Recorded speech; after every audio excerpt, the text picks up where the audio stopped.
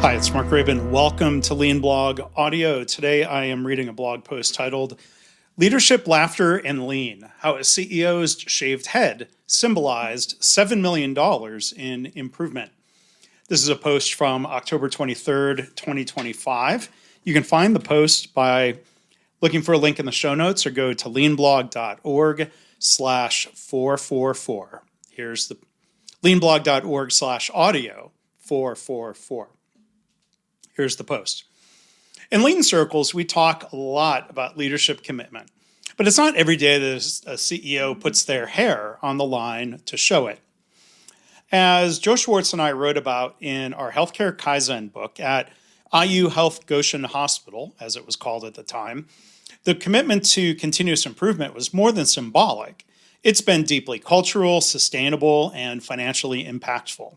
Since launching its lean-based program in 1998, Goshen has saved more than $30 million through a steady stream of staff-driven ideas and innovations, and that number was only through 2012. A pivotal moment came in 2009 when then CEO James Dague made a bold and public promise. If employees could generate $3.5 million in savings that year through improvement ideas, he would shave his head.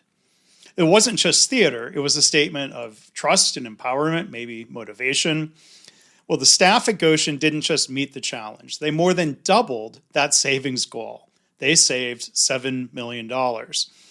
And the CEO kept his word, shaving his head in front of his colleagues as a sign of gratitude and humility. It was funny, it was visible, and it mattered.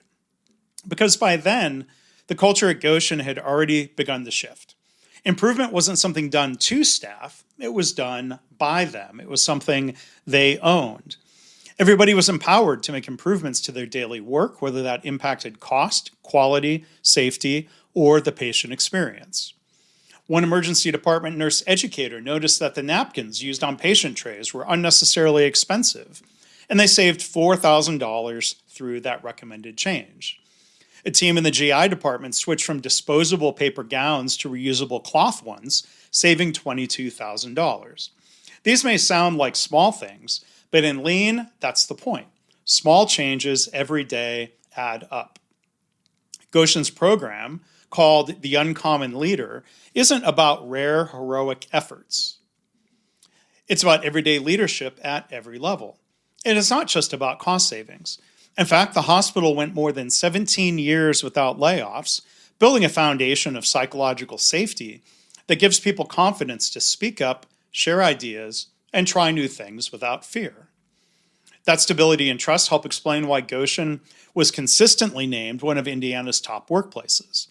Employees feel valued not just because of perks or slogans or for the core work they do, but because they're treated as valued problem solvers.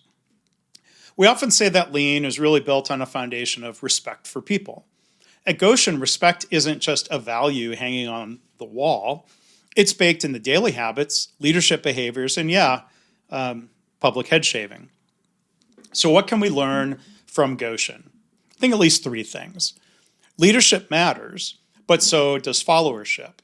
Trusting people to improve their own work can unlock surprising creativity. Cultural transformation doesn't require giant leaps. It requires steady, visible commitment and a willingness to celebrate the small wins. And a no-layoff philosophy supports long-term thinking. Psychological safety isn't just a buzzword, it's the soil where continuous improvement takes root. Because lean isn't just about tools, it's about people. And when people are given the freedom to improve and the support needed to do so, they often exceed expectations, whether the goal is dollars saved or hair removed. So what about your organization? Does your culture invite ideas or inadvertently shut them down? Have you ever considered a fun public challenge to energize improvement efforts? And if you're curious about how to build or strengthen a culture like Goshen's and other hospitals like this, where improvement is everybody's job and joy, I'd love to hear from you. You can contact me through the blog. Let's talk about how to create uncommon leaders in your own organization. And come to the blog post. Feel free to share your thoughts or experiences in the comments. What's the boldest thing you've seen leaders do to support improvement? So again, you can find the blog post, leanblog.org/audio444. As always, thanks for listening.